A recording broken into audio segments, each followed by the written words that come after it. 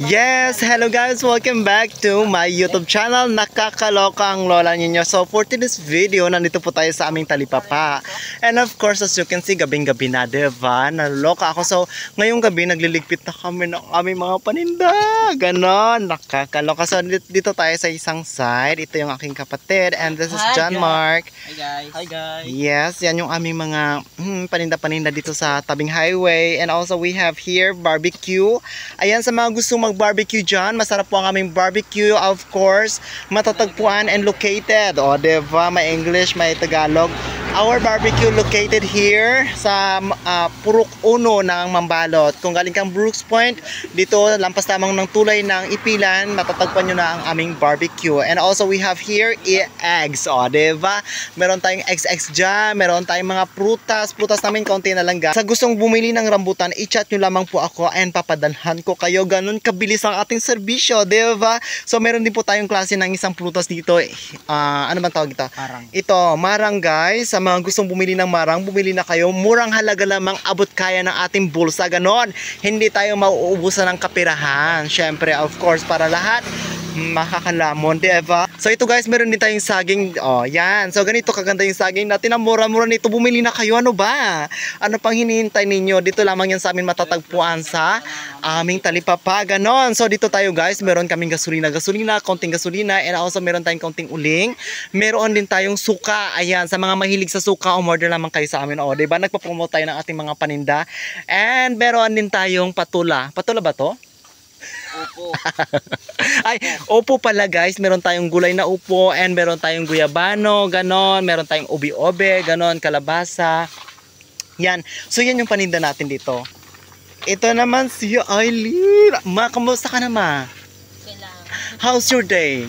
Kubo-kubo na ba? Charot. Kumusta ka na? Anong ginagawa mo dyan? Oh my goodness. Ay, nanonood siya ng ng palabas mga cellphone sa YouTube, di ba, ma? So, ikaw ba, ma?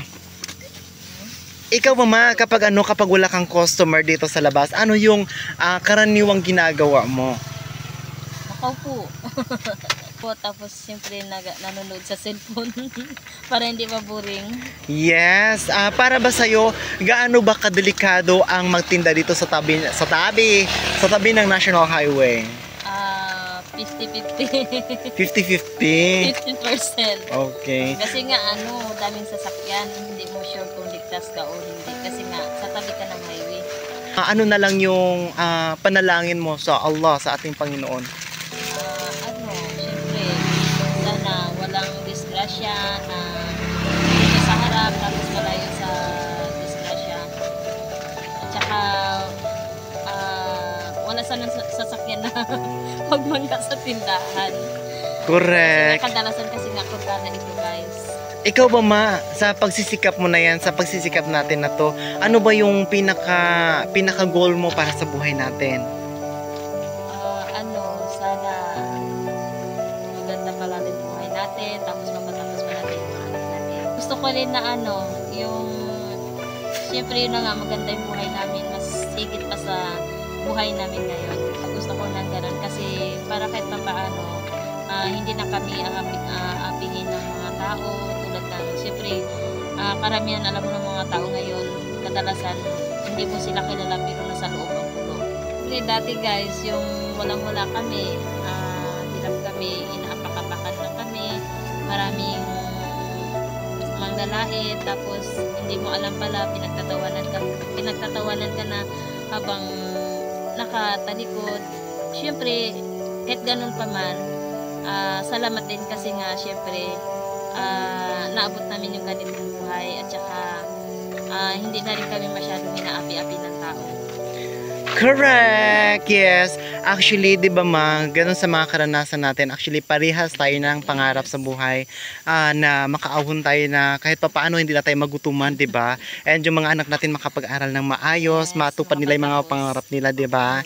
So, itong pagsisikap natin na pares tayo nagsisikap, sana gabayan nawa tayo ng Allah, ng ating Panginoon na maabot natin ang ating mga pangarap. Tsaka pala, nagpapasalamat ako kay Mami kasi nga dahil sa kanya, binigyan niya kami ng ganitong buhay, tapos binigyan niya ako ng business.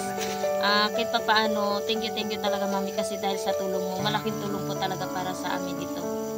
Yes, Mami. Thank you so much. And also kay James, hindi naman namin Yes. makikilala si James. Hindi namin hindi namin mapapasok ang larangan ng social media kung hindi naman dahil kay James, di Lalo ba? naman sa pamilya ni James, pamilya Leoncio. Yes, thank you so much. Kayo ba? Huwag kayong masyadong kung ano ng mga kino-comment nyo sa akin. Kami ni James, okay lang kami. Yes. Wala kaming pinaganon. Kung nababanggit ko man si James, of course, kailangan naman magpasalamat sa kanya because alam mo ba, every time na nagbablog kami, naaalala namin lahat ng mga tumulong sa amin. Number one doon yung Panginoon, sumunod na si James at saka si Mami, and also kayo na rin lahat, di ba? Sa mga sponsor namin, ganun. Kaya every time na magbablog kami, it reminds us na magpasalamat sa lahat ng mga biyayang dumating sa amin. Ganun. Lagi tayong magpasalamat.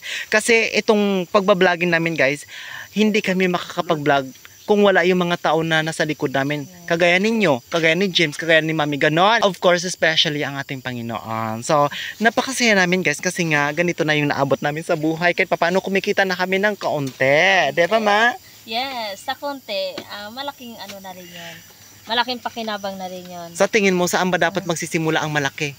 Sa konti. Correct, diba? So na guys, malapit na tayong magtapos ng ating pagliligpit. And also gusto ko nga pala magpasalamat sa ating pailaw ng ating pamahalaan, kung sino mang pamahalaan nito, kung ano mang sanggunian ang nagpailaw sa atin. And of course, thank you so much kasi nga napakaliwanag na po ng aming highway, hindi ba? Nakakaloka. Look at this, akala mo dito sa amin Manila.